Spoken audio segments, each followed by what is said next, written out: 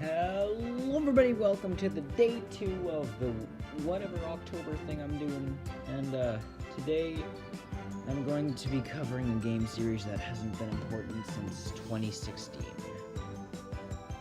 Five Nights of Freddy thing, whatever.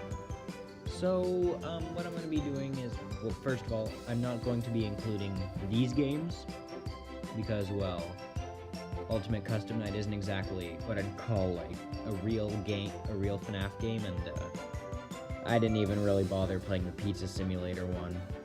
So, let's just get into this. Before we start, I just want to say that, I'm not looking at these FNAF games for the lore, or any of that stupid crap. I'm looking at these games for the actual gameplay elements. But I may mention the lore in a couple. Oh, by the way, I'm including FNAF World because it's, I actually like the game, so, yeah. Alrighty, Smiley Sphere FNAF game is the first one, and I have reasons. So, first of all, the first two nights are, like, super easy. I know that the power can be kind of annoying, like, in future games they fixed the problem of the camera draining your power. That's kind of annoying. That's just a little nitpick, it's not that bad. But what I really don't like is after the first two nights, a really difficult game mechanic gets introduced. And that's Freddy frickin' Fazbear. So what this little friggin' prick can do is he's really difficult to notice. Like, you'll see his stupid little white freaking eyes, and that's the only notification you have to the fact that he's not where he's supposed to be. And also, he doesn't appear at your door, which means that you can't tell when or where he is. When he is, that doesn't make sense, but you cannot tell where he is. Most of the time. So if he's not in your field of camera view, that either means you're not looking hard enough, or that he's going to jump scare you for sure. And I know that this sounds like a minor issue, but honestly, the future games add so much more crap that this game is just boring in comparison. Next up, we have Five Nights at Freddy's 4. Now, I didn't know which one I wanted to put lower than the other. And this one has the complete opposite issue. It's too difficult.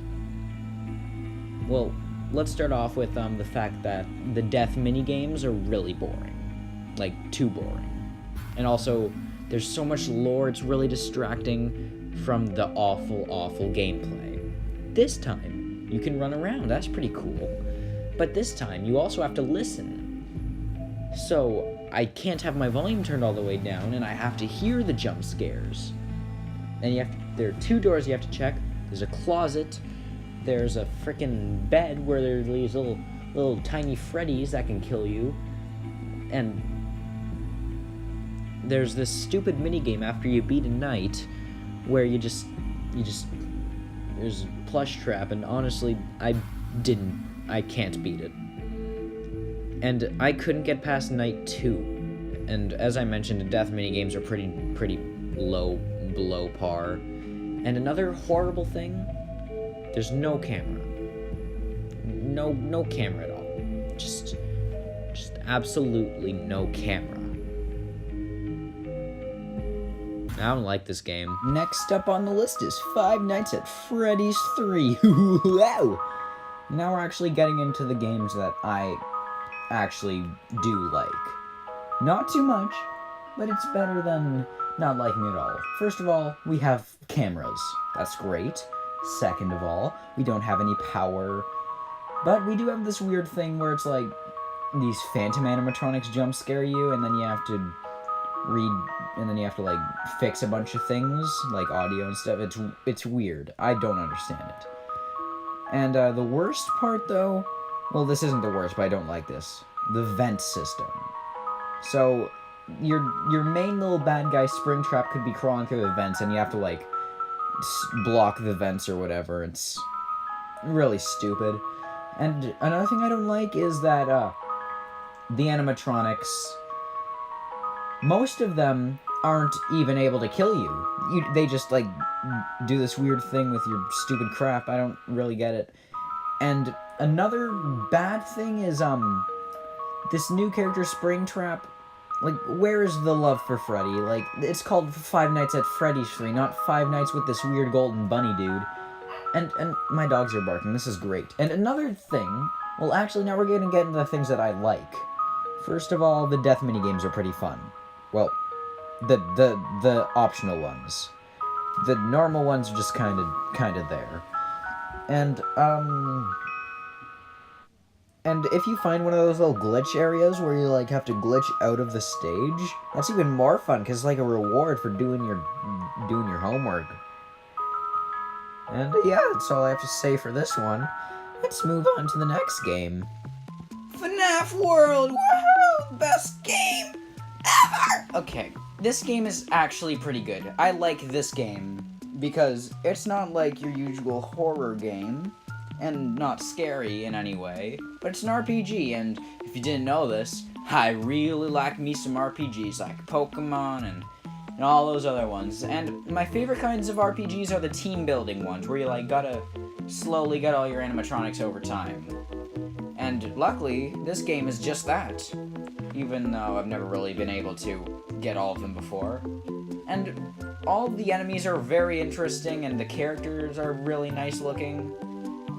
And also, if you're bored of that, you can go into that little mini area with all the mini games and stuff, and it's like a Halloween area. The one thing I don't like about this game is the virtual reality thing or whatever it's called. The little friggin' I don't know, but it's definitely on screen right now, and I do not like it at all. It's like so slow and annoying. And you may have noticed that I have all the characters except for, like, 5 of the starter ones. And that's because it's really easy to hack into the game. All you gotta do is put in %appdata%, and then you gotta click on the thing, and then click on MMF applications, and then you gotta click on another thing, whatever save file you want to do, and then you get to click on Notepad, and when you click on Notepad, you get all this friggin' code crap. And then there are these, like, number have things, like 1 have, 2 have. Those are the animatronics. So you have to count how many animatronics there are, and then put in their number, and you'll have that animatronic. And then you'll see that there's a number beside them. That's how leveled up they are. And you could go as high as you want, except it might not even show up. And another cool thing is that, you can also give yourself more tokens and do everything. And doing this makes you feel like a true hacker, and it's freaking awesome. I freaking love Five Nights at Freddy's 2. That's all I have to say about it. Ha, just kidding, I have more to say about it. Well, it has my favorite animatronic in it, Toy Bonnie. And unlike FNAF 4, there's not so much to do that it's distracting, but unlike FNAF 1, it's not just so boring and there's not much to do until Freddy pops up. This game just has the perfect balance. Like, there's the marionette, you gotta check on him, there's all the rest of the animatronics where you have this new mechanic called the mask, and you just have to put that on. And then there's Foxy, you just have to flash your light at him, and yeah, it's all good. And also, this was the first game to introduce the death mini-games. Granted, most of them aren't that fun, but, I mean, at least they're a first. And, the vent system, and this time, using the cameras doesn't drain your power, and I just really like it a lot more than many of the other games for some reason. Maybe nostalgia. Alright, so Sister Location is at best not because it's my favorite, but because it's actually the best Five Nights at Freddy's game. There's so much more to do. Instead of just being in one room and having cameras, you get to move around, and in the first room there's already an improvement. You can look up and down. And there's voice acting. There's a dude talking to you in the friggin' elevator. And you get to try to choose your name. And then you get out and you're going through the vents. The movement is very limited, but you're moving. And then you're in this other room where you have to give animatronics controlled shocks. And that's kind of messed up.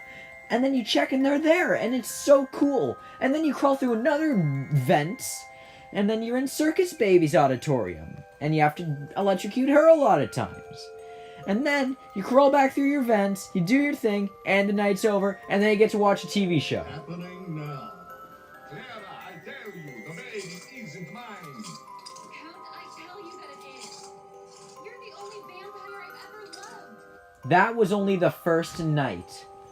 And unfortunately, due to time constraints, I can't exactly show you the rest of the nights. But they get pretty intense after the first night. Like, every night there's more to see. And that's the end of this video here. If you liked it, do whatever, I don't care.